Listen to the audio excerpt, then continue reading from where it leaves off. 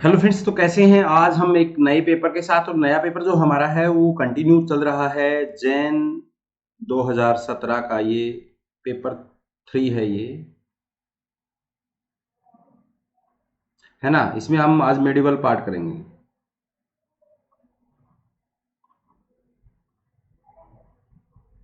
क्या करेंगे? मेडिवल का पार्ट करेंगे।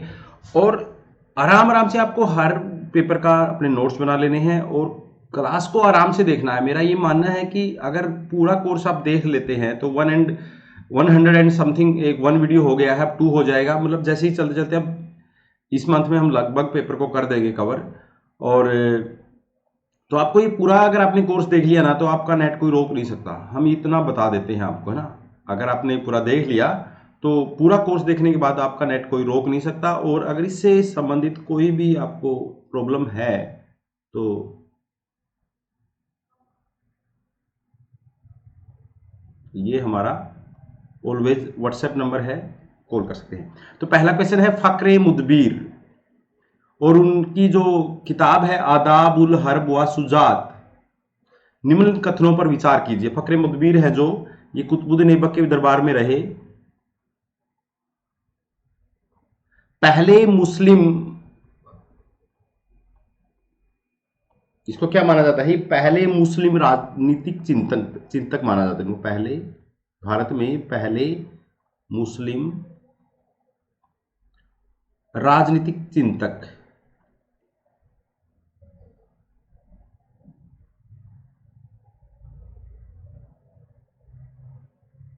ठीक है। इन्होंने किताब लिखी आदाब उल हर्ब व सुजात। यह इल्तुतमिश के शासनकाल के आरंभिक दिनों से युद्ध कला, आरंभिक जो समय था इल्तुतमिश का, आरंभिक दिनों से नहीं, दिनों में युद्ध की कला पर लिखी गई किताब है। बिल्कुल सही है। ये इल्तुतमिश के जो आरंभिक उसमें समय में इसने लिखी युद्ध कला से संबंधित किताब है। फखरे मुदबिर ने भारत में बनी तलवारों की प्रशंसा की है। बिल्कुल की है कि जो भारत में जो तलवारें बनती हैं वो बहुत ही मतलब हाई क्वालिटी की हैं। बात सही बोली है। फखरे मुदबिर ने लिखा कि राजस्थान के खेतड़ी में लोहे ऐसे को गलाने, लगाने नहीं, गलाने, गलाने का काम होता था। क्या होता था? गलाने का काम होता था। वह दमिश्क में बनी स्टील की तलवारें सबसे पुरानी ज्ञात तकनीक है। और जो दमिश्क में जो स्टील की तलवारें बनती है उनकी वह प्रशंसा करता है। दमिश्क में जो तलवारें बनती है वो उनकी प्रशंसा करता है। आपको पता है कि जो इल्तुतमिश है, इसको क्या कहते हैं? दिल्ली सल्तनत का वास्तविक संस्थापक है ये।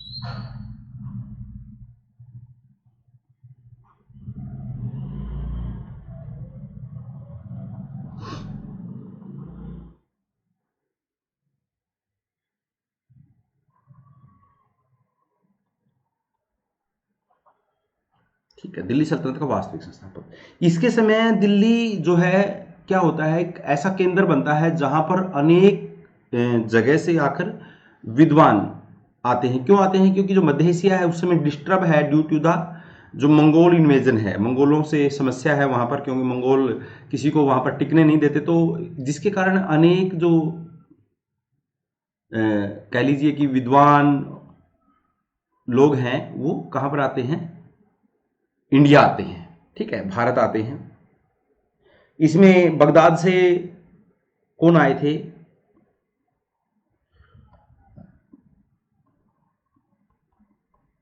बगदाद से अबू सलातिन।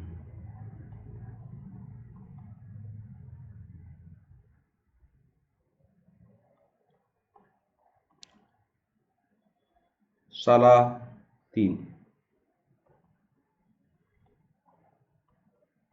ठीक है। उसके अलावा मासिर उस सलातीन,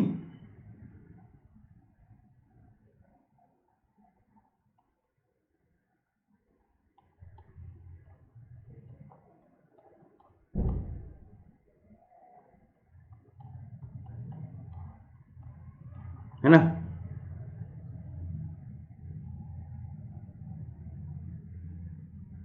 इसके अलावा उसके दरबार में कौन थे? इसके अलावा उसके दरबार में मिनहाज, उस मिनहाज ने तबकात नासिरी लिखी थी।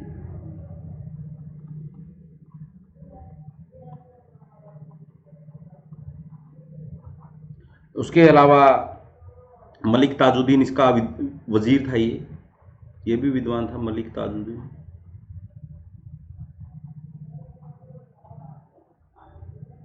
ठीक है, ये वजीर था उसका, ये विद्वान व्यक्ति था। उसके अलावा इल्तुतमिश के समय एक किताब लिखी जाती है,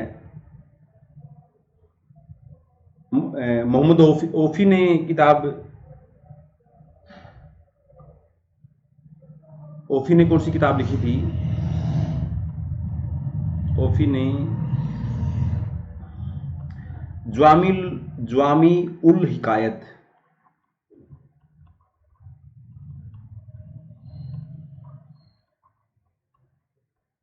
इसमें क्या है, इसी पुस्तक में सर्वप्रथम चुंबकीय कंपास का उल्लेख है। इसी ज्वामिल उल हिकायत में जो ओफी ने लिखी है, इस पुस्तक में सर्वप्रथम कंपास का उल्लेख मिलता है, चुंबकीय कंपास का।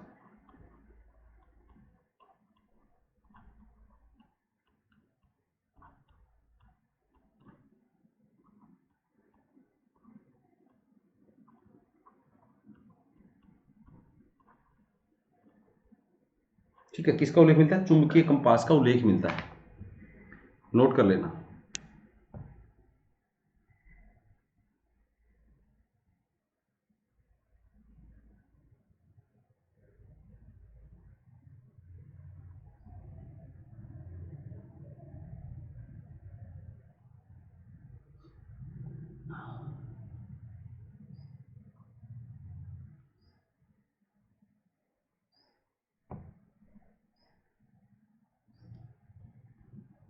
ठीक है, चुंबकीय कंपास का उल्लेख इसमें मिलता है, इन बातों को नोट कर लेना।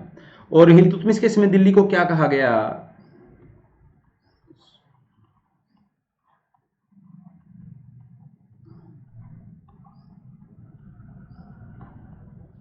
हजरत दिल्ली।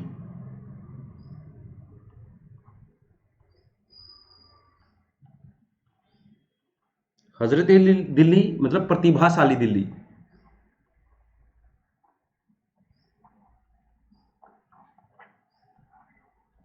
क्या कहते हैं इसको? प्रतिभाशाली दिल्ली। ठीक है, तो ये इसका स्टाइल वो रहा।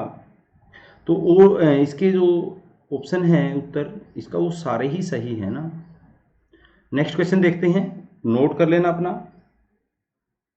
और आगे चलते हैं। नीचे दो वक्तव्य दिए गए हैं, को कथन दूसरे को कारण कहेंगे। ये कथन और कारण है जो, ये किसके बारे में है? ये सुल्तान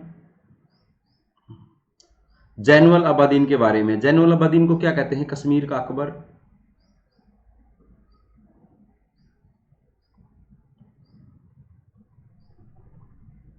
क्यों कहते हैं इसको कश्मीर का अकबर?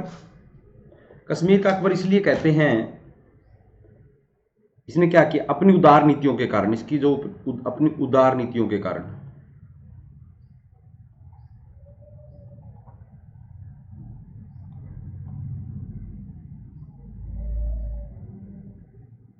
उदार नीतियों के कारण इसको कश्मीर का अकबर कहते हैं। और अलाउद्दीन, कश्मीर का अलाउद्दीन खिलजी।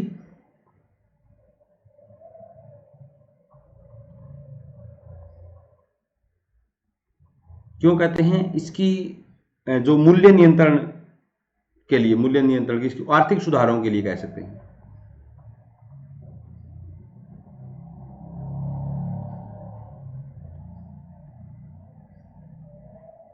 इसके लिए आर्थिक सुधारों के लिए। ठीक है,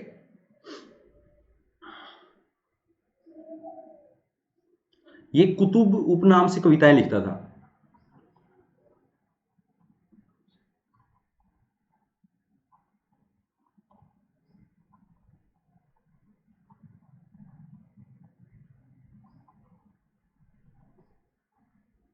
है ना, कुतुब उपनाम से क्या करता था? कविताएं लिखता था, और इसका जो समय है वो 1420 से लेकर 1470 रहा है ना, 1420 से 1470 शासन किया है ना।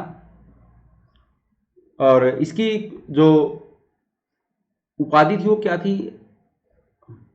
नायबे अमीरुल मोमिन, खलीफा का नायब, नायबे अमीर उल मोमिन।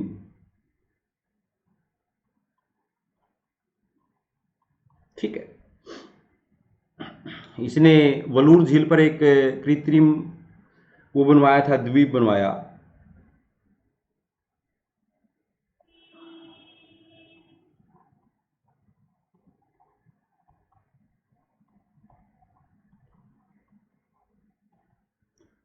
द्वीप बनवाया। ठीक है, पहले इसके बारे में पूरा जान लेते हैं ना। ये योगाभ्यास में विश्वास करता था, योगा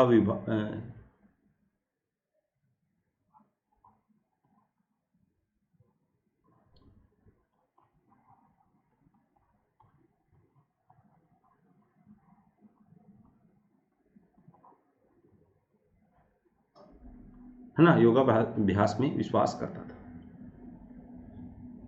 जैनुल अबदीन के ज्ञान के बहुत बड़े संरक्षक थे, और वे ज्ञानी लोगों को घर में ज्ञानी लोगों से घिरे रहते थे, जिनके कारण उनके साथ चर्चा करते थे। बिल्कुल सही है। और उसने उनके समय में क्या हुआ था, जोनराज और श्रीवर ने, जोनराज व श्रीवर ने क्या किया, राजतरिंगणी को आगे बढ़ाया। राजतरिंगणी कल्हण के द्वारा लिखी गई है।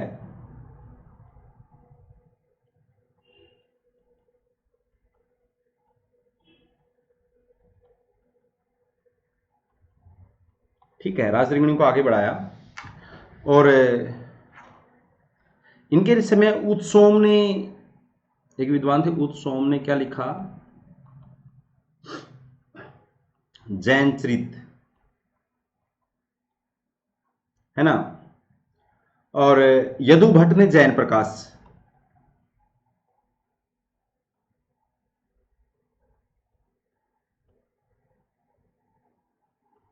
क्या लिखा, जैन प्रकाश, है ना।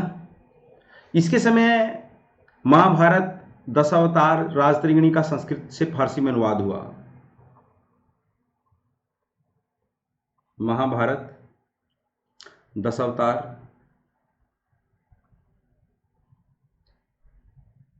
व राजतरिंगणी का संस्कृत से फारसी में अनुवाद।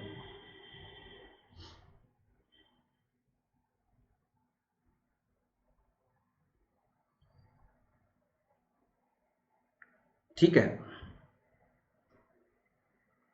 और इन्होंने एक को क्या किया था, कागज बनाने की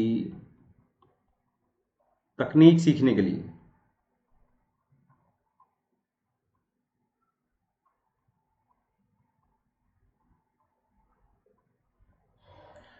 लिए, दो व्यक्तियों को समरकंद भेजा।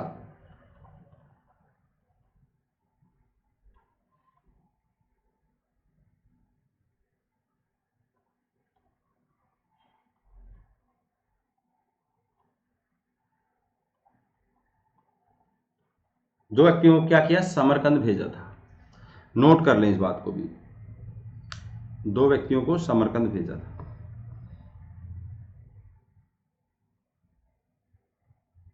ठीक है, अभी तक का नोट किया।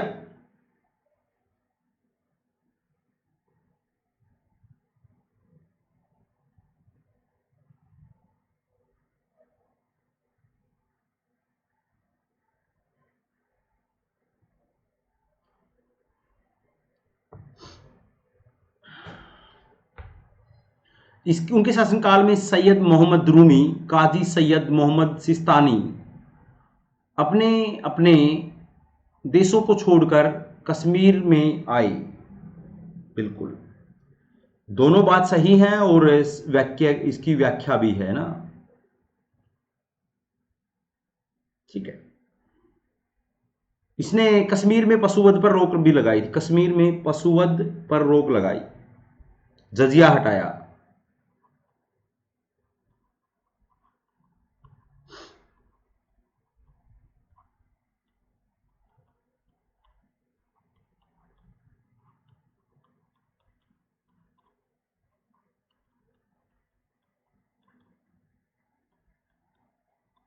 जजिया हटाया और क्या किया, सती प्रथा पर रोक लगाने का प्रयास किया।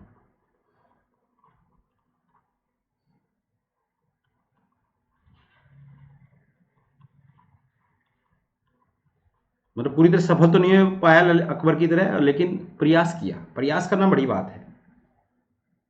ठीक है, तो ये था इसका क्वेश्चन। तो नेक्स्ट पे चलते हैं। तो उत्तर इसका ए होगा। अफगानों के साथ उलूम खान के संबंध में निम्न कथनों पर विचार कीजिए। यहां पर उलूम खान कौन है, ये बलबन है, बलबन है ना।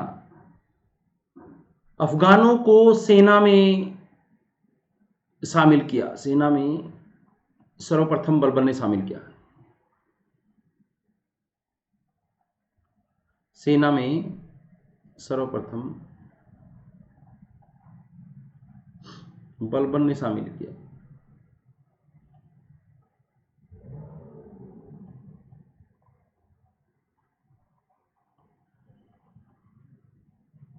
ठीक है, बलबन ने शामिल किया था सर्वप्रथम। ठीक है, उलूम खान, इसको महान खान भी कहते हैं, महान खान। ठीक है, इसका जो मूल, बलबन का मूल नाम क्या था, बलबन का मूल नाम क्या था, बलबन का जो मूल नाम था वो था बाउद्दीन।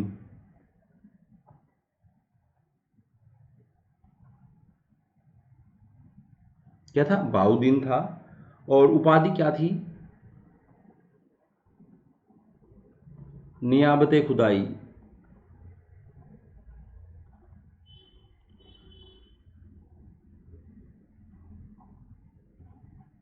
क्या थी उपाधि, नियाबत खुदाई, है ना। और सुरक्षा के लिए किले बनाने वाला पहला सुल्तान था।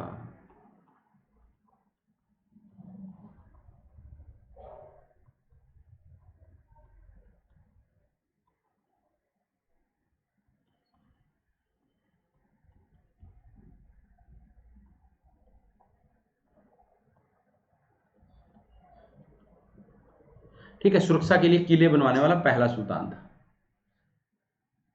इसने दिल्ली के चारों ओर निकट पटियाली, कामपिली, भोजपुर और, है ना, गोपालगिरी,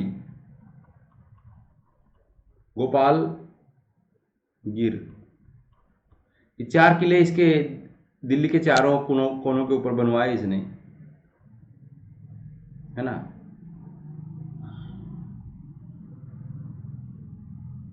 इसने इसने क्या किया, विद्रोहियों के प्रति,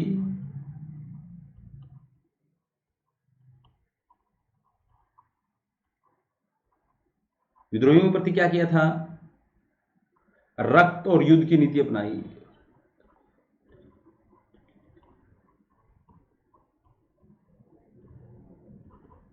रक्त और युद्ध की नीति इसने अपनाई थी। ठीक है, रक्त और युद्ध की नीति इसने अपनाई। और इसके अलावा उत्तर पश्चिम सीमा पर सुरक्षा दीवार बनवाई, सुरक्षा पंक्ति लगाई इसने उत्तर पश्चिम सीमा पर, सीमा की मंगोलों से सुरक्षा के लिए,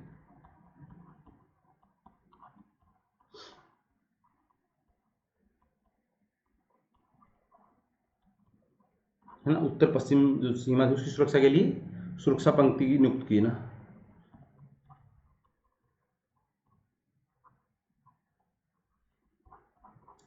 इसके अलावा इसने क्या किया, इसने दीवान अर्ज की स्थापना की, दीवान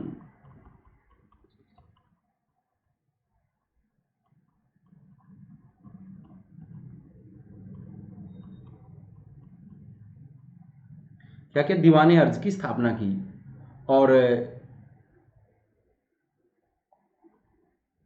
सिजदा पैबोस,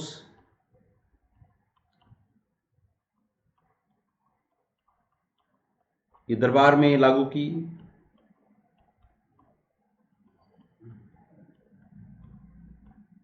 है ना।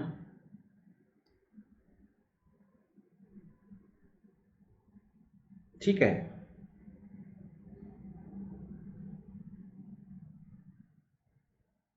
जब उलुग खान सुल्तान बना तो उसने दिल्ली के निकट, ये सारे, ये दोनों ही सही हैं। नहीं, उसने ऐसा तो नहीं किया, क्योंकि वो तो उच्च कुलीनता पर बहुत ध्यान देता था,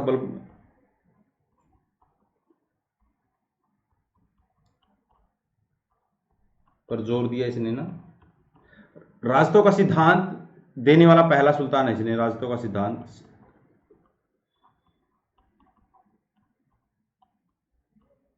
प्रस्तुत किया इसने ना।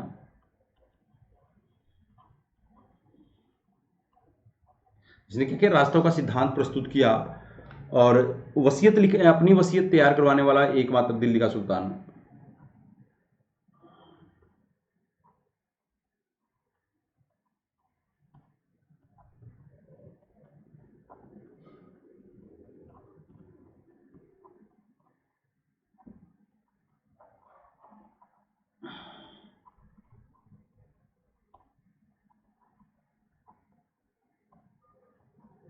ठीक है, तो ये दोनों सही नहीं है, एक और दो सही है। उसने क्या है वो, नवरोज का त्यौहार मनाना भी शुरू किया था। ईरानी परंपराएं उसने दरबार में लागू की।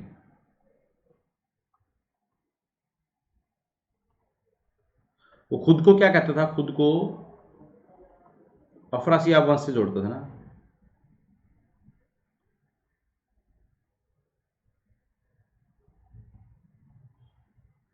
ठीक है, इससे बड़ा क्या लिखे, और पूरा बल बना गया।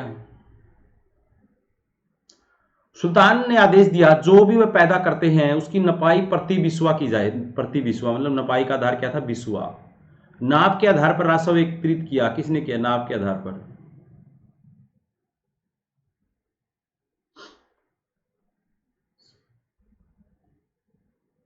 एकत्रित करने वाला सुल्तान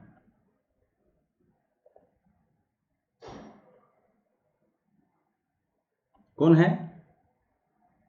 और बिना किसी भेदभाव के सबसे एक जैसा वसूल किया जाए ना। ऐसा नहीं है कि किसी से कम किसी से ज्यादा, मतलब अमीर वर्ग को छोड़ दिया जाए, गरीब वर्ग का खून चूस लिया जाए।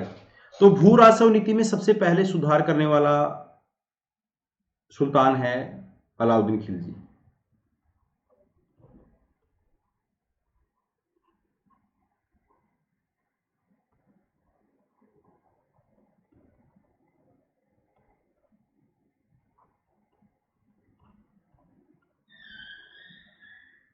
ठीक है, सबसे पहले उसने सुधार किया। और उस बर्नी ने लिखा है, बर्नी क्या कहता है, बर्नी अलाउद्दीन खिलजी के सुधारों को क्या कहता है।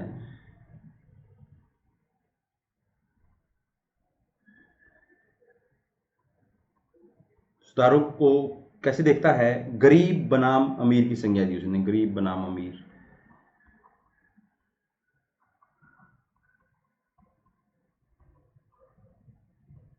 है ना, गरीब बनाम अमीर की संज्ञा दी थी, है? और उसने एक विभाग बनाया दीवान मुस्तकराज,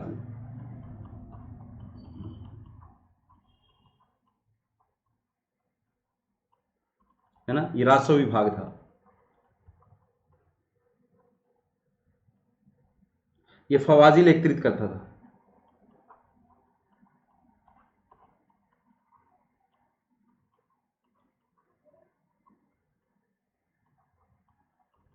ठीक है, फवाजिल एकत्रित करता था। मोहम्मद हबीब ने इन सुधारों को क्या कहा है।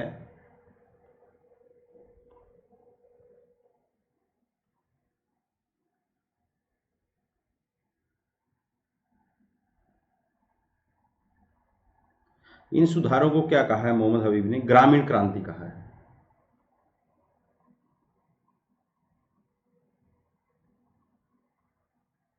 क्या कहा है, ग्रामीण क्रांति। और अलाउद्दीन खिलजी ने जो भी नीति, अलाउद्दीन खिलजी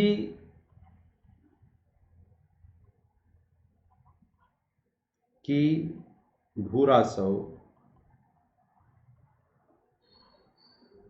नीति की सफलता का श्रेय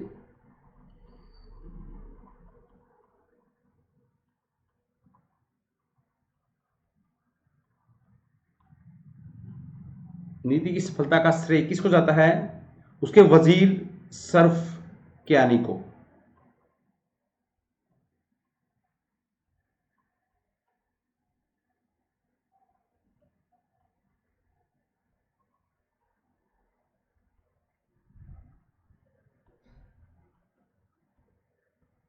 उसने इसको इस माप के आधार पर राजस्व वसूल करने की नीति क्या कहलाती थी?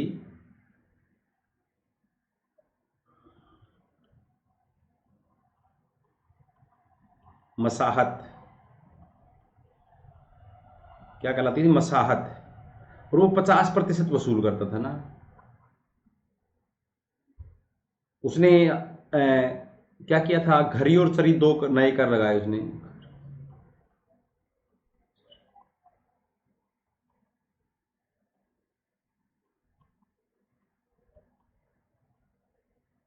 ठीक है।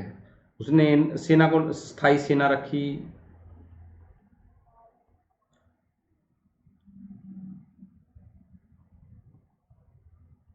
नगद वेतन, दाग हुलिया,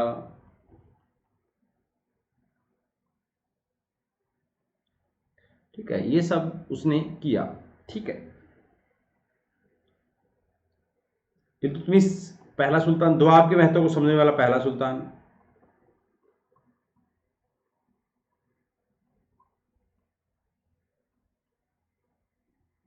और इसे 2000 इक्ताओं में बांट दिया था ना।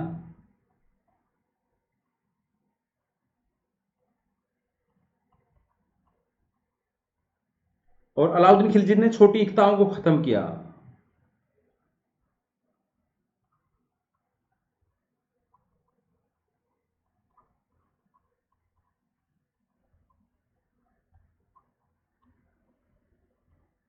क्या किया? अलाउद्दीन खिलजी ने छोटी इक्ताओं को खत्म किया था, है ना। और इनाम जागीर को वापिस, इनाम लैंड को वापिस ले लिया था।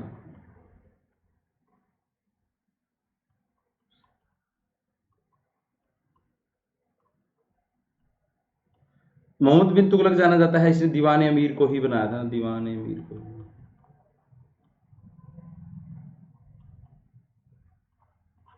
दोआब में कारकर्दगी की थी इसने ना।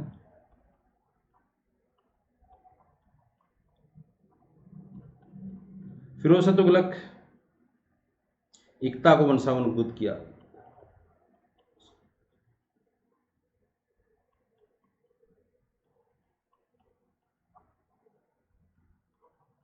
ठीक है, चलिए,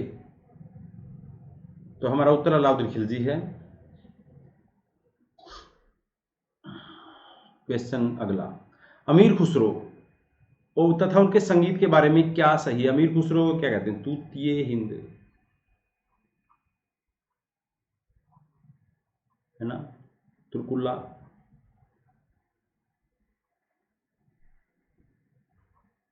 ये तुर्कुल्ला किसने? निजामुद्दीन औलिया ने कहा था इसको। अमीर की जो, ये अमीर का जो टाइटल दिया, ये जलालुद्दीन खिलजी ने दिया था, है ना। अमीर खुसरो ने कर्नाटक स्कूल के धक्कनी संगीत का अध्ययन किया था, बिल्कुल बात सही है। धक्कनी संगीत के महान प्रवर्तक गोपाल अमीर खुसरो के समकालीन थे, ये भी बात सही है।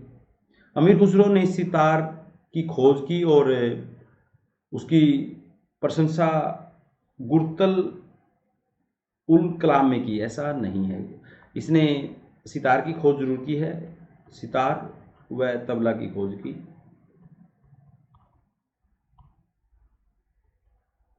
लेकिन उसका उस बुक में प्रशंसा नहीं की है। बाद के ग्रंथों में अमीर खुसरो की गायकी को क्या कहते हैं? अमीर खुसरो की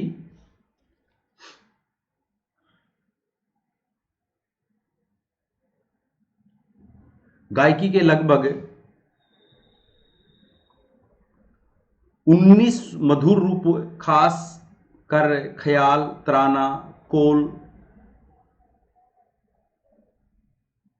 की खोज का श्रेय उनको दिया जाता है ना। इतने सारे उन्होंने कव्वाली विधा को शुरू किया, है ना। जो ये कोल है, ये कव्वाली के आगे गाया जाता है। कोल कव्वाली के आगे, और कव्वाली के मतलब आरंभ में और बाद, आरंभ में और अंत में,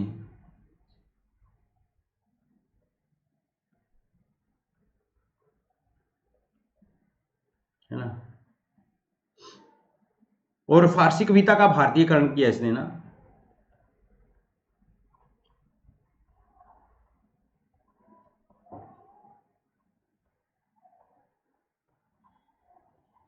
और फारसी जोहर का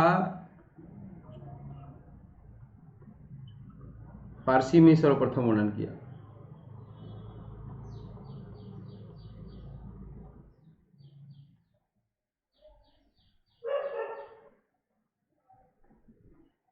फारसी में जोहर का सर्वप्रथम वर्णन रणथंभौर अभियान का है वो।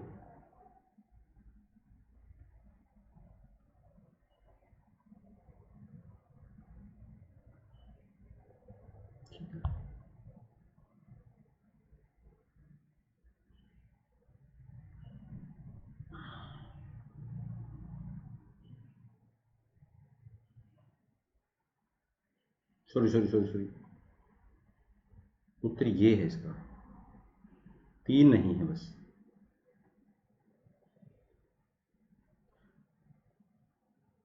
इसने ये अपने जो आशिका में इसने वर्णन किया है, आशिका एक किताब मसनवी थी आशिका इसकी, खुद को मंगोलों द्वारा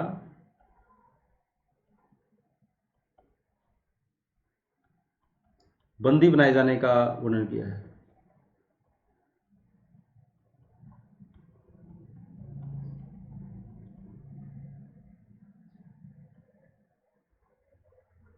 खुद को मंगोलों द्वारा बंदी बनाए जाने का वर्णन इसने किया है। और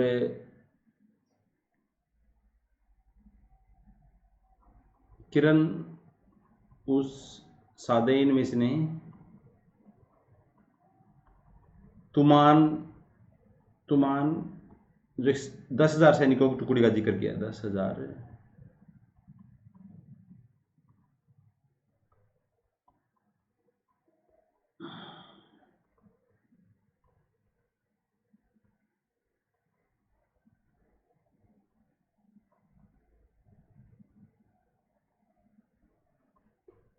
ठीक है, तुमान का जिक्र किया इसने ना।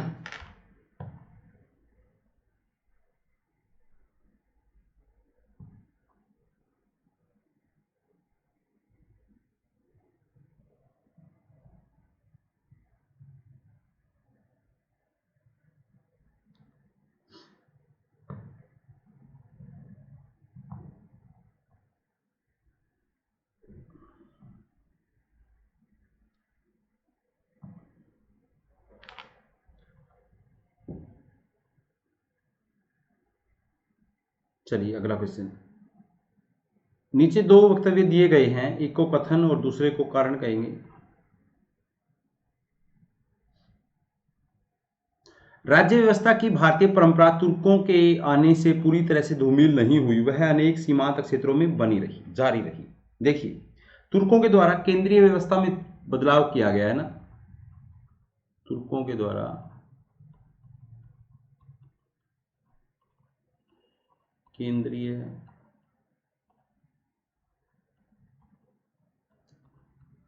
बदलाव किया गया।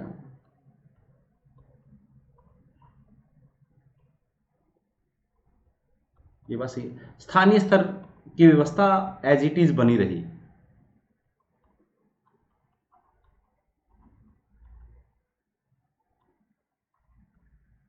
जिसका वर्णन हमें समकालीन आगे के जो कुछ राजस्थान के और कृष्णदेव राय के जो ये ग्रंथ हैं, इनमें उनके आज्ञा पत्र उनमें मिलता है, एज इट इज बनी रही,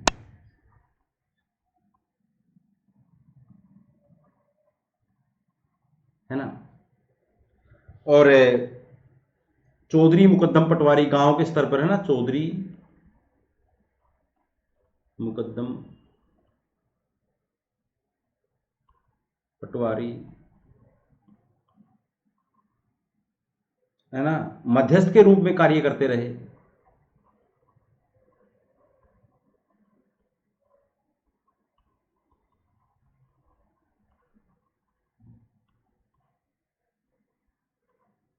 ठीक है, मध्यस्थ के रूप में कार्य करते रहे।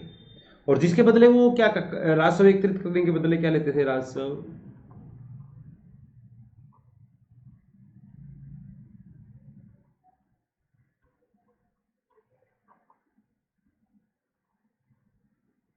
के बदले क्या लेते थे, राजस्व एकत्रित करने के बदले क्या लेते थे,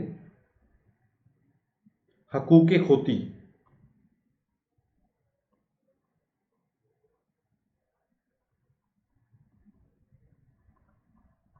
है ना। जो अधिकार अलाउद्दीन खिलजी ने छीन लिया था ना।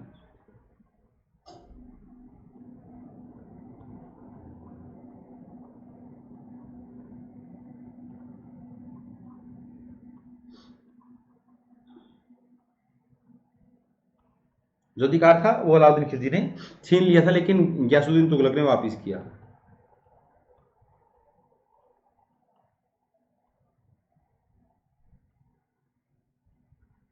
ठीक है, बात सही है। विजयनगर के शासक कृष्णदेव राय तुल्लो वंश के शासक थे ना।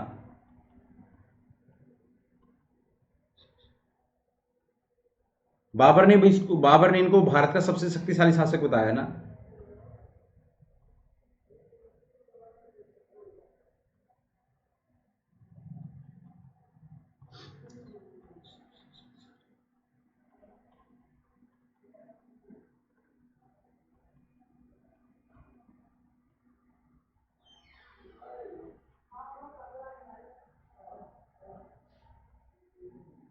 ठीक है, सबसे शक्तिशाली शासक बताया है। और विजयनगर के शासक कृष्णदेव राय की राजज्ञाओं, राजस्थानी विगत और ख्यात साहित्य में इस भारतीय राज्य व्यवस्था के बारे में उपयोगी सूचनाएं हमें मिलती हैं। तो बात बिल्कुल दोनों ही सही हैं, सत्य हैं, और इसकी व्याख्या भी है।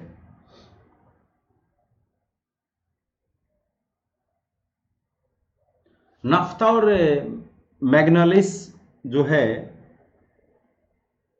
नफ्ता और मैग्नालिस, ये जो क्या है का प्रयोग भारत में सर्वप्रथम निम्न में से किस स्थान पर हुआ? सिंध अभियान पर। सिंध अभियान किसने किया था? सिंध अभियान 712 में मोहम्मद बिन कासिम ने।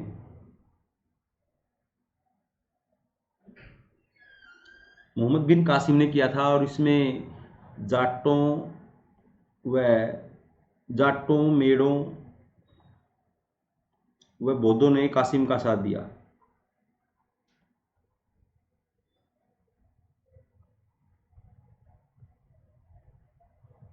इसका वर्णन किसमें है? इसका प्रयोग के प्रयोग का वर्णन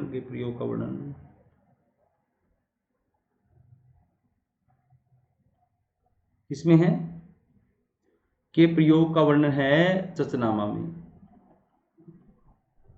इससे सिंध आक्रमण का पता लगता है, अरबों के सिंध आक्रमण के बारे में सूचना मिलती है।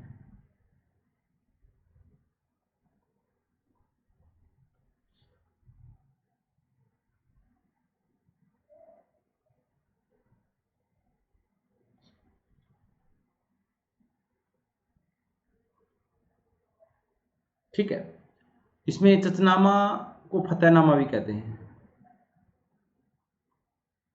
क्या बोलते हैं इसको? चचनामा को फतेहनामा भी कहते हैं। यह अरबी भाषा में लिखा गया था। लेखक अज्ञात है।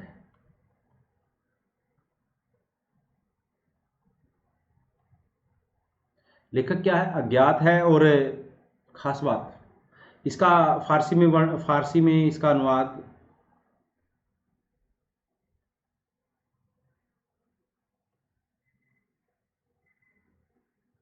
अल कूफी ने, अल कूफी कुबाचा के समय किया।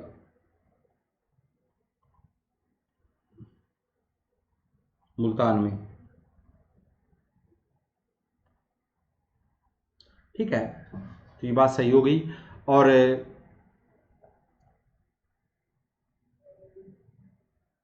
मोहम्मद बिन कासिम ने सिंध में सर्वप्रथम क्या लगाया था? सिंध में सर्वप्रथम जजिया लगाया था।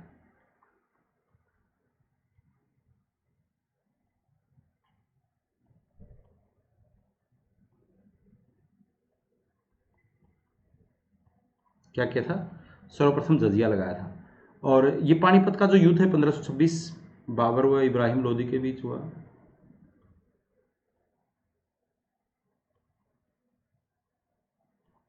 इसकी क्या खास बात है? इसकी खास बात, इसमें बाबर ने तुलगमा तुलगमा और रूमी पद्धति का प्रयोग किया था।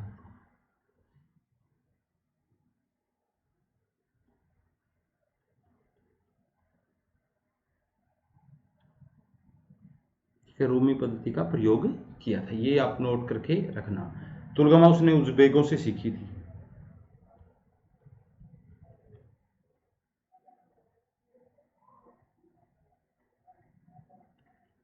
ठीक है। और इब्राहिम लोदी युद्ध के मैदान में मारा गया एकमात्र दिल्ली का सुल्तान।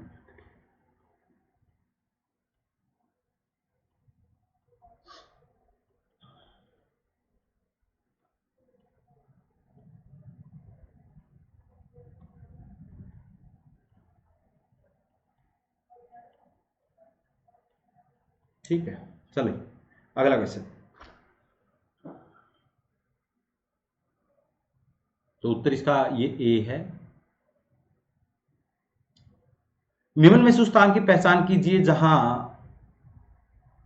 अलाउद्दीन खिलजी ने खुद को सुल्तान घोषित किया और सिंहासन को प्रासीन कर लिया। उसने कड़ा में गंगा के किनारे, है ना, जलालुद्दीन खिलजी की हत्या करके ना, धोखे से हत्या की थी ना।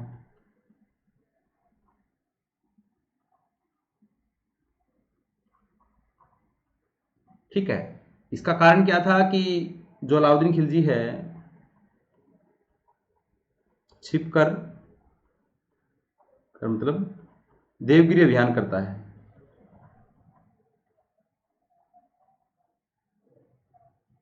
वहां से अकूत धन संपत्ति प्राप्त करता है। वहां से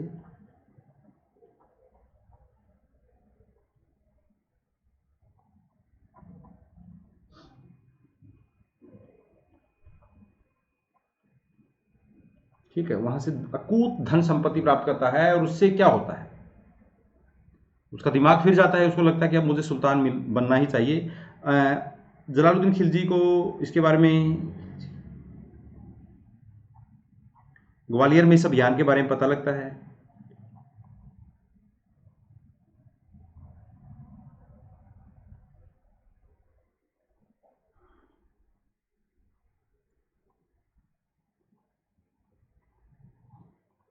पता लगता है ना। लेकिन होता क्या है, अब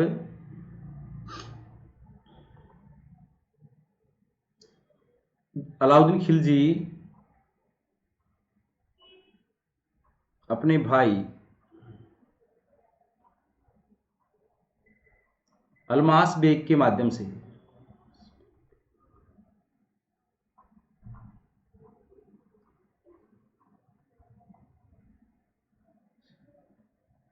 सुल्तान से मिलने की, मतलब मिलने की प्रार्थना करता है ना।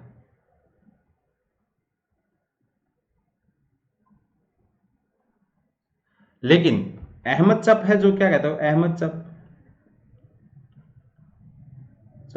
जलालुद्दीन खिलजी को अभियान की सलाह देता है।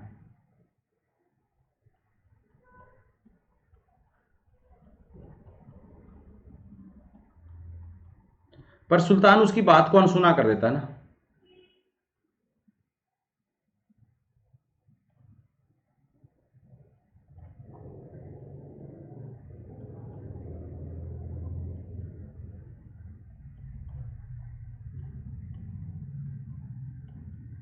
ठीक है, अनसुना कर देता है। तो ठीक है भाई, मिल जाओ।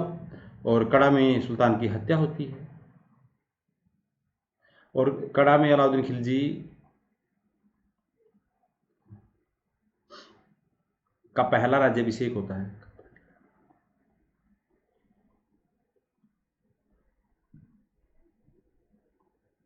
दूसरा राज्याभिषेक दिल्ली में।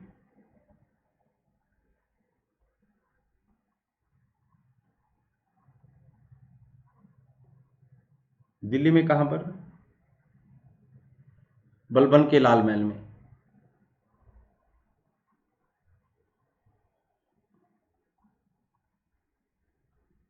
है ना। और धन की बारिश करता हुआ दिल्ली में प्रवेश करता अलाउद्दीन खिलजी। धन की बारिश करता हुआ।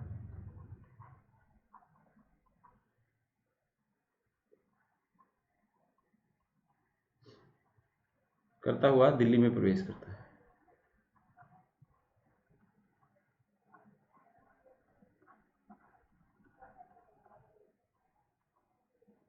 ठीक, चलिए, तो उत्तर कड़ा है हमारा। दिल्ली के 2 सुल्तान हैं जिनका 2 बार राज्याभिषेक हुआ है।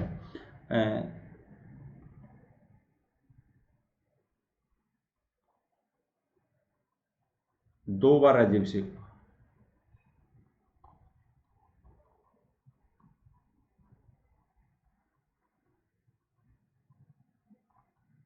कौन कौन से हैं?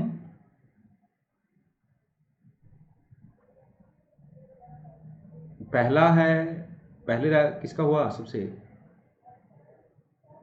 दिल्ली के 2 सुल्तान जिनका 2, अलाउद्दीन खिलजी और फिरोज शाह तुगलक।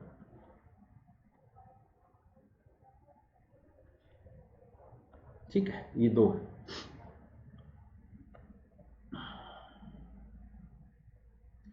सूची 1 को सूची 2 से सम्मिलित कीजिए और बताइए, ये टर्मिनोलॉजी है, इनके बारे में बताना कि कौन सा शब्द क्या था। बलहारा क्या होते थे? छोटे किसान होते थे ना, छोटे किसान। वैसे जो इरफान हबीब है,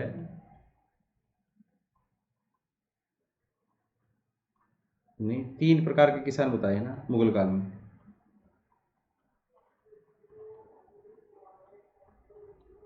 तीन प्रकार के किसान बताए, कौन कौन से? खुदकास्ट, जिनकी खुद की जमीन होती थी, खुद की बड़ी लैंड होती थी। दूसरा पाई कास्त, और इनकी कम भूमि होती थी, कम भूमि होती थी इनके पास, अधिक भूमि वाले।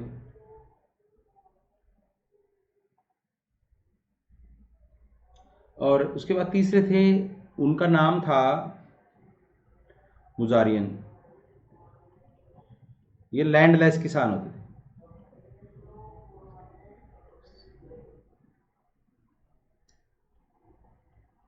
ये दूसरे गांव तक जाके खेती करते थे ना।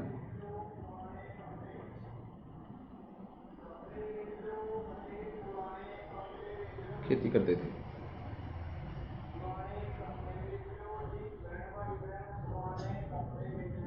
उसके बाद बकाल कौन होते थे? अनाज के व्यापारी होते थे ना।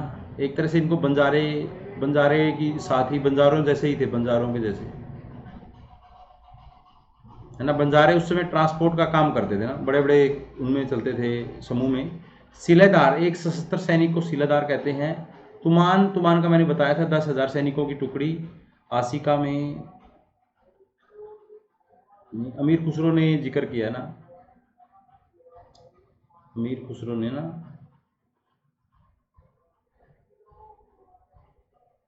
जिक्र किया है।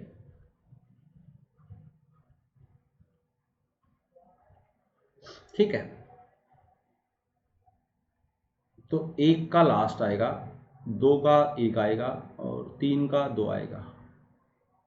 तो लास्ट हमारा उत्तर होगा।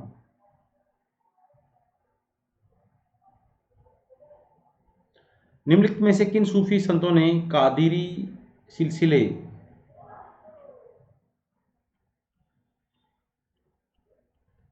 को पंजाब सिंध में लोकप्रिय किया? देखिए, कादिरी जो सिलसिला था ना, अबुल फजल ने आईन अकबरी में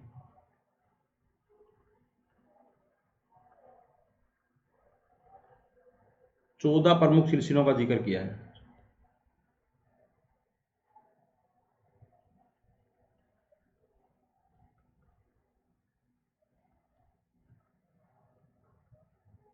ठीक है, इनमें जो प्रमुख 2, चिश्ती सबसे प्रमुख था, सबसे पुराना ना, चिश्ती, सूरावर्दी, है ना, कादिरी, सूरावर्दी के साथ ही सतारी ना, नक्शबंदी,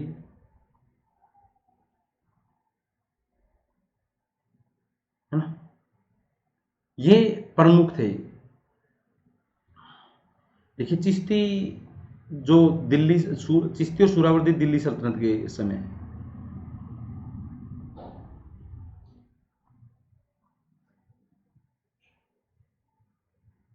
है ना। और कादिरी और नक्शबंदी जो मेनली किसके समय थे, ये 17वीं मुगल काल, है ना। कादिरी को कौन मानता था, दारा, जहारा और, है ना। चिश्ती को अकबर, जहांगीर, और सतारी को हुमायूं, नक्शबंदी को बाबर, औरंगजेब। ठीक है, बाबर, औरंगजेब। और जो शेख मोहम्मद अली हुसैनी और शेख अब्दुल कादिरी, ये इन्होंने पंजाब में इस सिलसिले को प्रसिद्ध किया।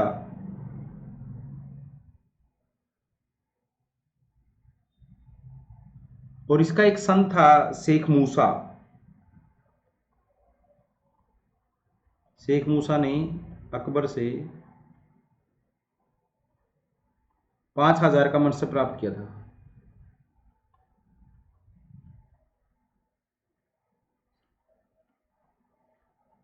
ठीक है,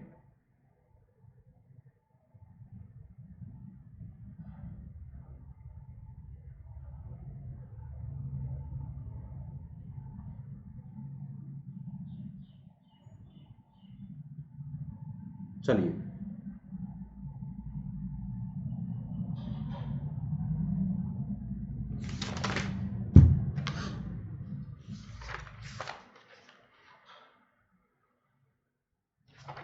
अगला क्वेश्चन।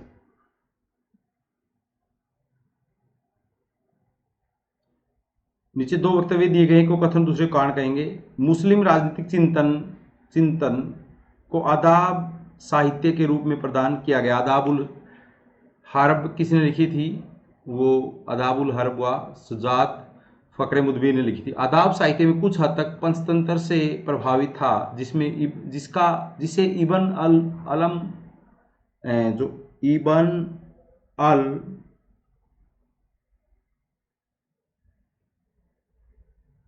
अल मुख्फा के अनुवाद किला किलाल व दिमना से अरबी साहित्य का परिचय हो चुका था ना। जो पंचतंत्र का अरबी में अनुवाद किसने किया था, वो इबन अल मुख्फा ने किया था ना।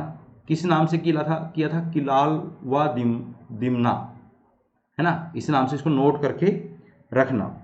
ठीक है, किलाल उल दिमना के नाम से किया था, इसको ध्यान में रखना। तो जिससे पहले ही परिचित हो चुके थे, तो दोनों वाक्य सही हैं। आदाब, मुस्लिम राजनीतिक चिंतन को क्या आदाब कहते हैं, है ना। और जिसका आदाब साहित्य कुछ हद तक पंचतंत्र विष्णु शर्मा ने लिखा था ना। ये इसका अभी तक 55 भाषाओं में अनुवाद हो चुका है।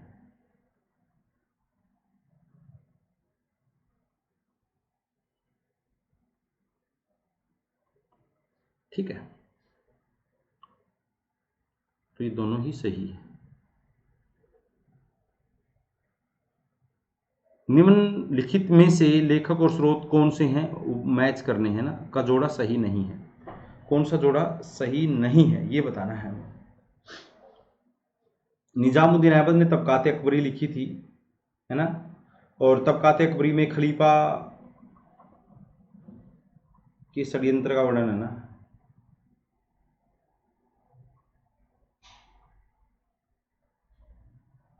ये वर्णन कब, ये खलीफा का षड्यंत्र कब हुआ था, हुमायूं के को गद्दी पर बैठने से रोकने के लिए ना। हुमायूं के खिलाफ हुआ था ये।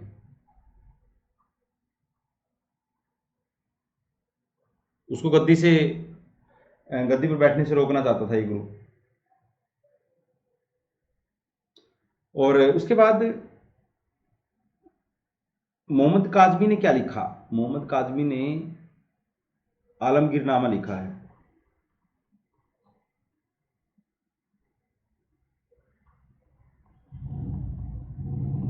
औरंगजेब के समय।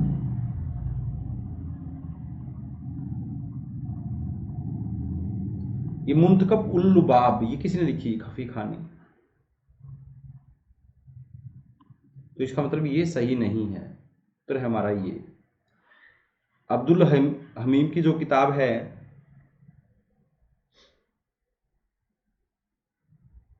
अब्दुल हमीद लोहरी की,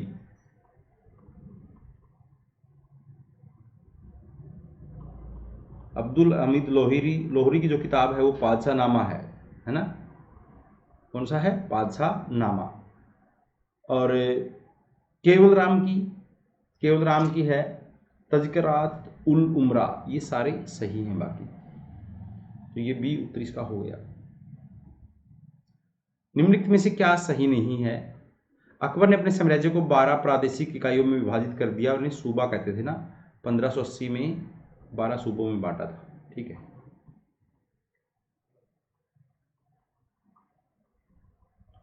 बाद में दक्षिण में 3 सूबे बने।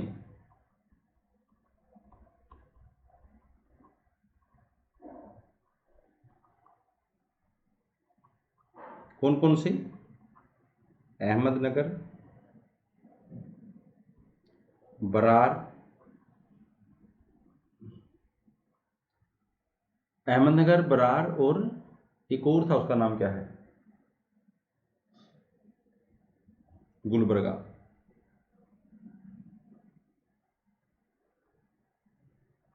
ठीक है, ये तो अकबर के समय कितने हो गए थे? 12 + 3 15। औरंगजेब के समय कितने थे?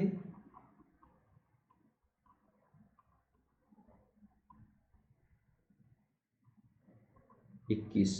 नॉर्थ इंडिया में 14,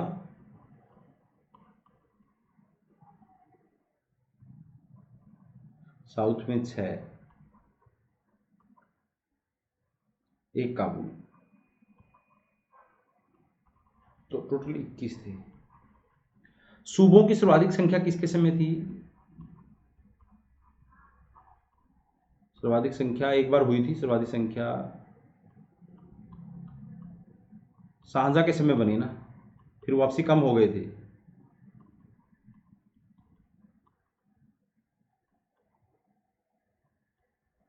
ना। शाहजहां के समय होती है। एक सूबा कई सरकारों में विभाजित होता था, बात सही है। एक सूबे को कई सरकारों में बांटा जाता था। एक सरकार को कई परगनों में बांटा जाता था, ये भी बात सही है। एक परगने को कई सिकों में नहीं, सिकों में नहीं, कई गांवों में बांटा जाता था।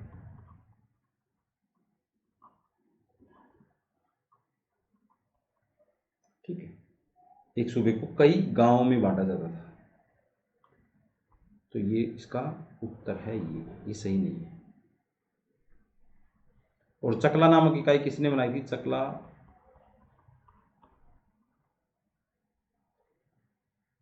ये सरकार और परगने के बीच में थी।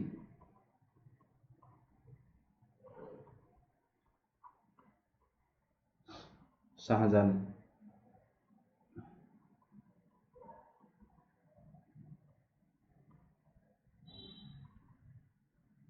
ठीक है,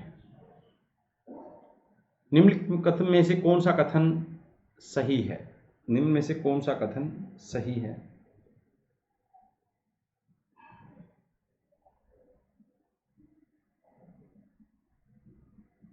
महान साहित्यकार खान खाना अब्दुल रहीम तथा प्रमुख धर्मशास्त्री लेखक अब्दुल नबी जैसे अग्रणी अमीर और विद्वानों को शहजादे सलीम की शिक्षा का दायित्व दिया गया था।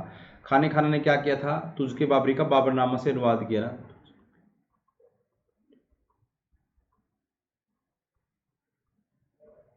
फारसी में बाबरनामा के नाम से।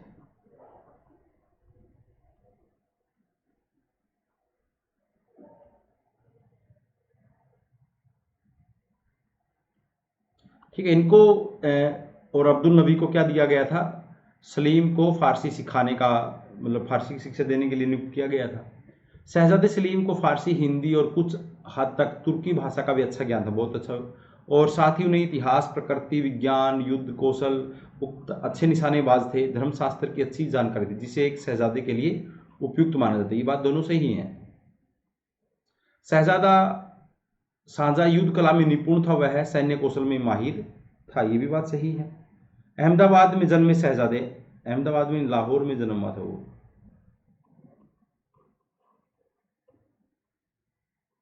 सांझा का जो जन्म है वो लाहौर में हुआ था, जगत गोसाई के तरफ से।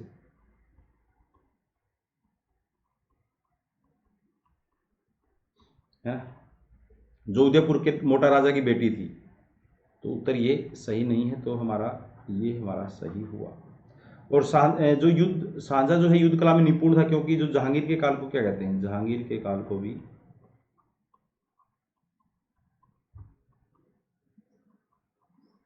सांझा की विजयों का काल कहते हैं।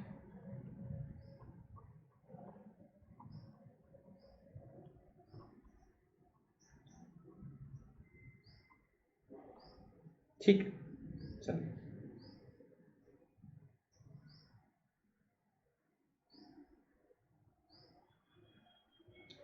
सूची 1 को सूची 2 से सुमेलित कीजिए और उत्तर बताइए। ये किताब है इनका।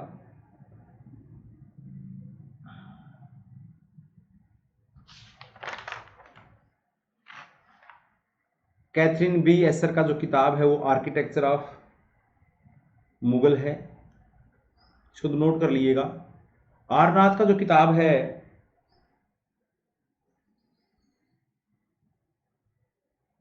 History of Mughal architecture.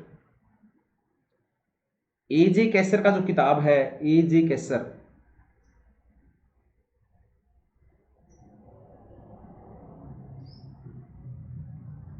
Building construction in Mughal India, dividends from painting. और एबा कोच की किताब है Mughal architecture and outline of its history and development, ये है इनका। इन किताबों को जरूर नोट कर लीजिएगा, क्योंकि यहां से किताब एक क्वेश्चन आता ही आता है। तो ये इसका बी उत्तर होगा।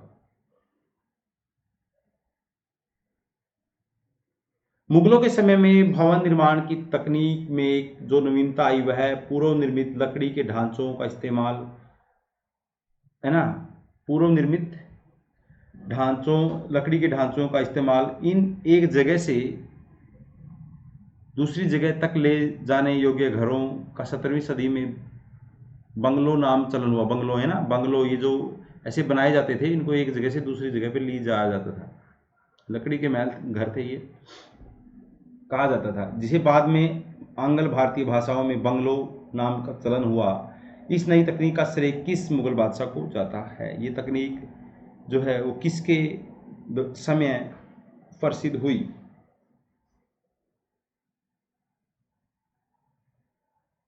किसके समय, इस किसके समय प्रसिद्ध होती है?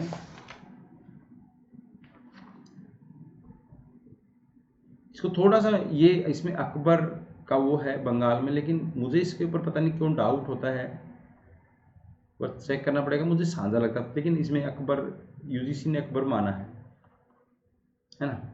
इनके ऊपर पूरा डिटेल से थोड़ा सा देखना पड़ेगा, एक बार आप भी देखिएगा। सांझा का जो काल है वो क्या कहलाता है? सांझा का काल स्थापत्य कला का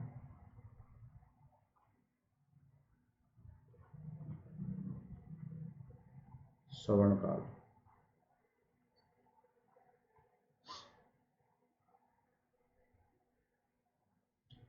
मुगल काल में गज के विभिन्न प्रयोगों के संदर्भ में निम्नलिखित वो दीजिए। अबुल फजल ने लिखा कि हुमायूं का गज सिकंदरी 32 उंगल का था। ठीक है, बात सही है। अबुल फजल बताता है कि गज ए, उल्टा लिखा है, गज ए इलाही 41 उंगल का है। ठीक है।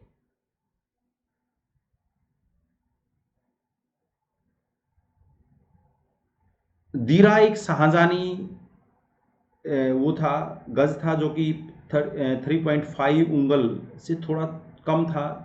तुझके जहांगीर में वर्णित है कि गज एक सराई की लंबाई 26 उंगल थी, है ना। तो बताइए कौन से कथन इनके बारे में सही हैं?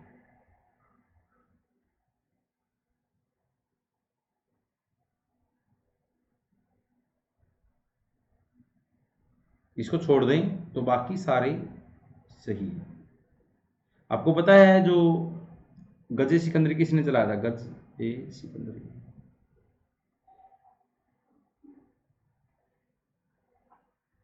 सिकंदर लोदी ने,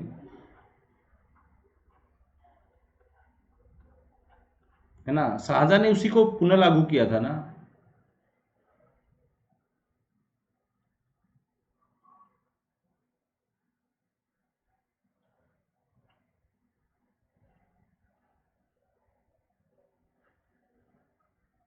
अकबर ने गजे इलाही चलाया था अकबर ने, जो कि 41 उंगल का था। वह कि जो हुमायूं के समय अकबर फजल बताता है कि वो 32 उंगल का था। बाकी जो गजे सिकंदरी का और उसका अनुपात है 39:41 है।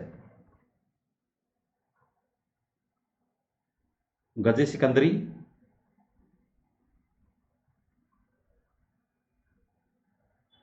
और गजे इलाही का।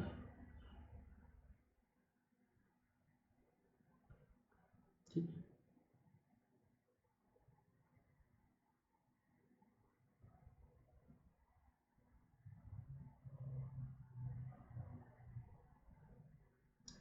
नीचे दो कथन दिए गए हैं, एक को कथन का कारण कहेंगे, दूसरे को उसकी व्याख्या तर्क कहेंगे। 17वीं शताब्दी के पूर्वार्ध में नील का यूरोपीय व्यापार काफी महत्वपूर्ण बन गया था ना। 17वीं शताब्दी में के पूर्वार्ध में नील का यूरोपीय व्यापार काफी महत्वपूर्ण बन गया था और इसके पश्चात इसमें तेज गिरावट आई। एक बार तो ये पूरा इसका ग्राफ चलता है ऐसे, है ना, लेकिन बाद में क्या हुआ कि जर्मनी में कृत्रिम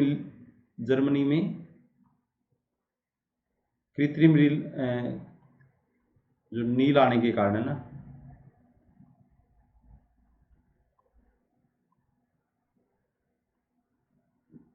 ठीक है, कृत्रिम नील आने के कारण सब क्या हुआ, समस्या पैदा हो गई। क्योंकि इन नीलों की, जो नील की खेती जो भारत में कहाँ पर की जाती थी, भारत में एक अच्छा नील उत्पादन कहाँ पर होता था, आगरा, बयाना, सरखेज,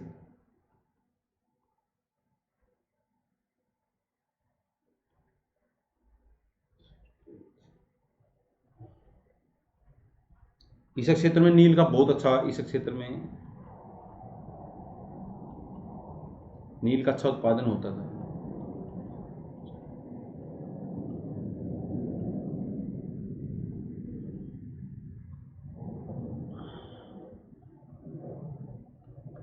ठीक है, नील का बहुत अच्छा उत्पादन इसमें होता था। ठीक है, आगरा के नील के मूल्य में वृद्धि हुई तथा वेस्ट इंडीज में स्थित बगानों जहां दास काम करते थे। अब समस्या इसलिए पैदा हुई कि जो आगरा के नील के मूल्य में वृद्धि हुई तो वेस्ट इंडीज में स्थित बागानों जहां पर दास काम करते थे से उनसे प्रतिस्पर्धा स्थापित हो गई उनसे, इसलिए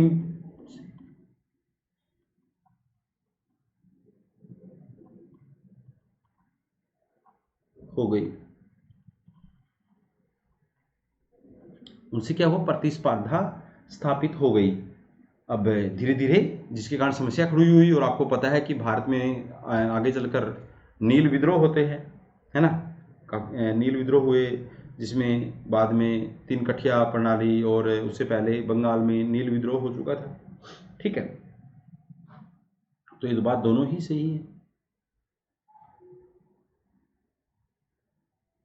निम्नलिखित में से कौन सा सही नहीं है? भेजी हुई रकम के भुगतान के लिए सराफाओं को हुंडी, हुंडी एक चेक कह लीजिए आज का, देय पत्र एक की विशेषज्ञता प्राप्त थी ना, सराफा लोग हुंडी जारी करते थे। हुंडी एक विक्रय दस्तावेज था जिसका सामान्य थोड़ी छूट देकर हस्तांतरण होता था ना, कुछ बट्टे के बाद, ये बट्टा बोलते हैं उसको, छूट को बट्टा। ठीक, मान लिया यहाँ पर आपने 1 लाख का चेक दिया है और आपने ये गुजरात में जाकर, मतलब आज यहाँ से 1 लाख की हुंडी जारी हुई है दिल्ली से, और ये गुजरात में जाकर कैश होगी तो ये 1 लाख की हुंडी शायद 98,000 में हो, मतलब 2,000 का बट्टा कट जाता है। क्योंकि सराफा यहाँ पर 1 लाख 1,000 2,000 लेंगे और वहाँ पर कम करेंगे, जैसे ड्राफ्ट में होता है, जैसे हम बैंक का ड्राफ्ट बनाते हैं। एक स्थान से दूसरे स्थान के लिए बनाए गए बिलों के लिए भेजी गई रकम के भुगतान अथवा ऋण हेतु विनिमय की एक दर निर्धारित होती थी। इसके ऊपर एक दर लगता था कि 1 लाख का चेक, 1 लाख की हुंडी जारी करने पर इतना लगेगा, 2 की इतनी, मतलब वो चीजें इसमें कंसीडर की जाती थी। ठीक है, हुंडी क्या होता था? हुंडी एक साख पत्र होता था। क्या होता है? साख पत्र। क्योंकि अब किसी बैंक ने कोई चेक दिया है, अगर कोई ऐसा बैंक होगा जो पैसे चेक देने के बाद पैसा ही जारी ना करे तो उसको कौन मानेगा। ये साख पत्र होता था कि जो सराफा है उसको जारी करने वाले के ऊपर कि साख के ऊपर ये डिपेंड करता था, है ना। और दूसरी बात ये है, हुंडी के व्यापार में बीमा की व्यवस्था भी की जाती थी ना। बीमा, जब हुंडी जारी की जाती थी उसमें बीमा की भी व्यवस्था होती थी। ठीक है। और जिसका जिक्र किसने किया है, सुजान राय भंडारी ने किया है। जिसका जिक्र सुजान राय भंडारी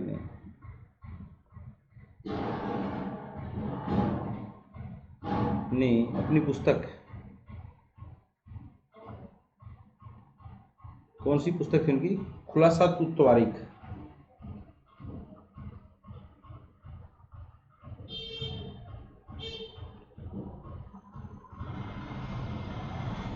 में किया है ना। हुंडी जो है दो तरह की होती थी।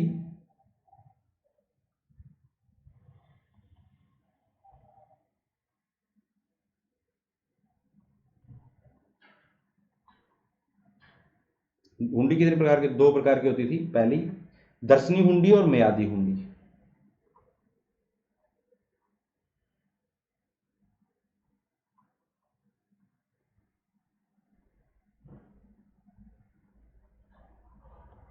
ठीक है, दर्शनी हुंडी और मियादी हुंडी दो तरह की हुंडी होती थी।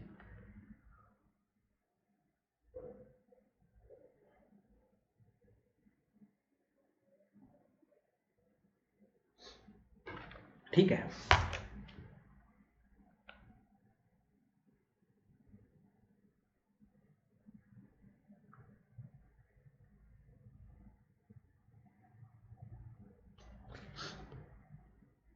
एक स्थान से दूसरे स्थान पर बनाए गए बिलों के लिए भेजी गई रकम के भुगतान अथवा ऋण हेतु विनिमय की एक दर निर्धारित, ये इसका सही नहीं।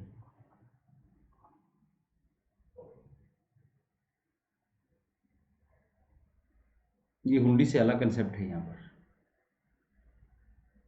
सी उत्तर होगा। निम्नलिखित में से कौन सा सही है। सरबत खालसा के वार्षिक आयोजन की परंपरा गुरु चक गुरु में थी, लेकिन धीरे धीरे आपसी मतभेद बढ़ने लगे और हर प्रमुख अपने अपने इलाकों में इलाके बनाने की कोशिश करने लगा। मतलब ये स्टार्टिंग में क्या होते थे, जो सरबत खालसा ये गुरु गोविंद सिंह ने शुरू किया था ना।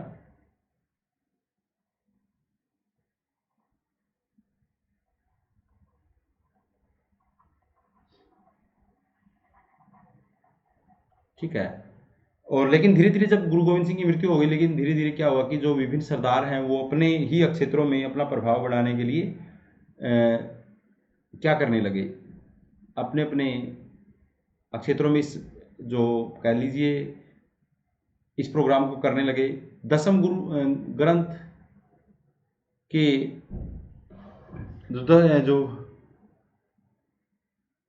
इसमें जो इनके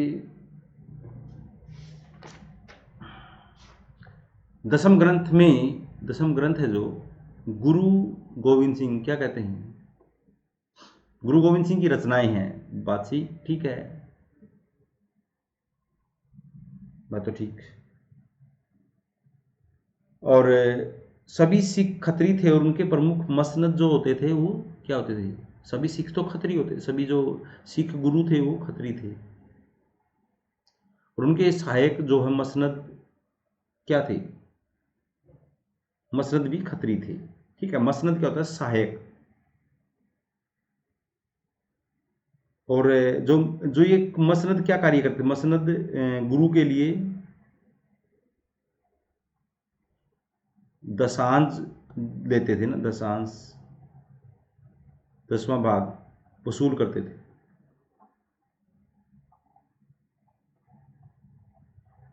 दशांश वसूल करते थे। गुरुओं की सेना 10वें और अंतिम गुरु गोविंद सिंह के समय में सबसे ज्यादा शक्तिशाली हुई।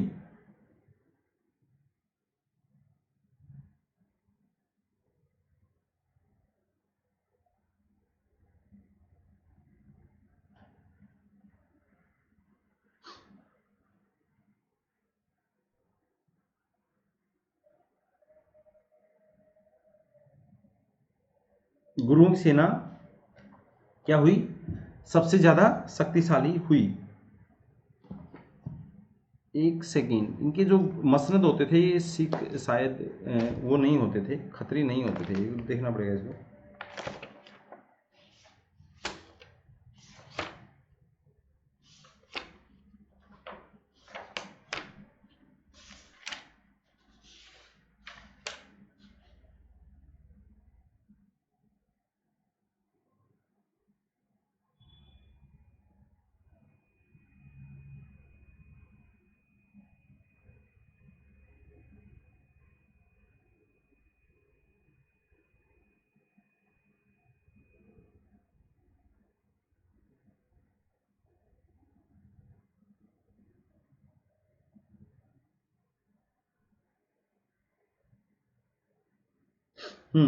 इसमें एक सेकंड, एक सेकंड।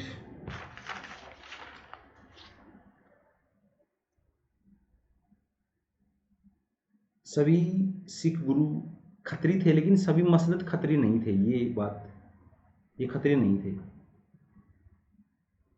ठीक है, ये बात आप ध्यान में रखना।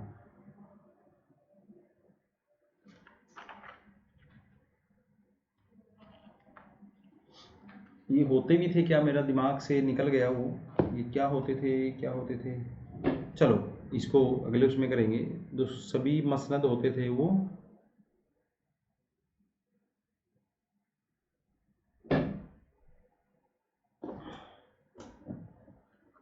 हाँ, तो इसका उत्तर ये है, इसका सभी मसनद जो थे वो खतरे नहीं थे। निम्नलिखित में से कौन सा कथन सही नहीं है। फारसी सिर्फ मुगल साम्राज्य की तथा दिल्ली सल्तनत में उच्च प्रशासन की भाषा नहीं थी, बल्कि वह राजपूत राज्यों के दरबारों में भी फैली हुई थी। बात सही है। और जिनके उर्दू, फारसी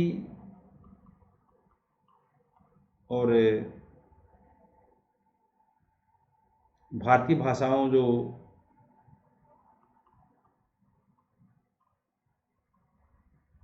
के सहयोग से क्या बना, से उर्दू का जन्म हुआ ना।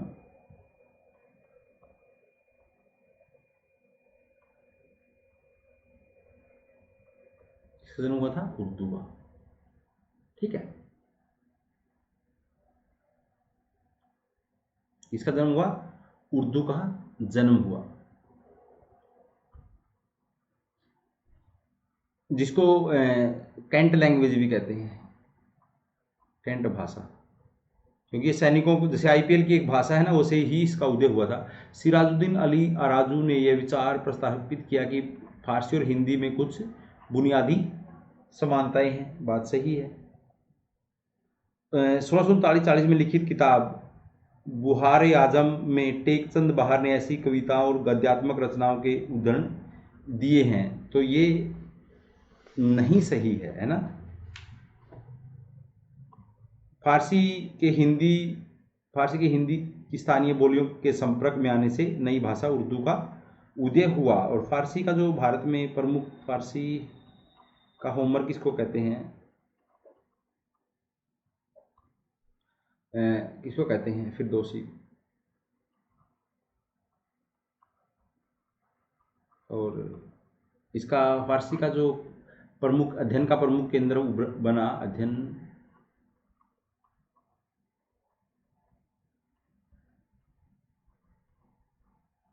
लाहौर,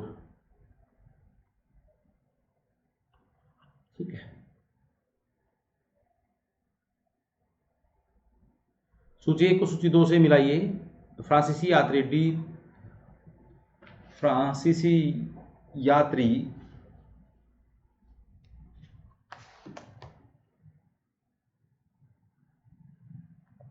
डी थिवानो ने लिखा कि सूरत में लोग आमतौर पर ताप्ती नदी का पानी नहीं पीते। ये लिखा उसने, लिख दिया तो लिख दिया, नदी का पानी खारा था इसलिए नहीं पीते थे। अब इसमें तो क्या किया जा सकता है। तो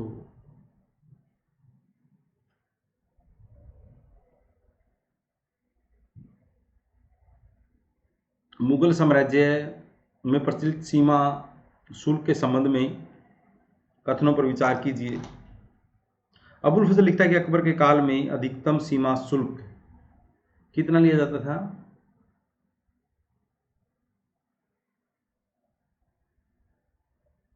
अधिकतम सीमा शुल्क लिया जाता था अकबर के शासनकाल में 2/4। जहांगीर के समय कर हर प्रकार के आयात निर्यात पर 2.5% लिया जाता था। ठीक है। शाहजहां के समय 2% का सीमा शुल्क था, चाहे वह सोना हो या चांदी।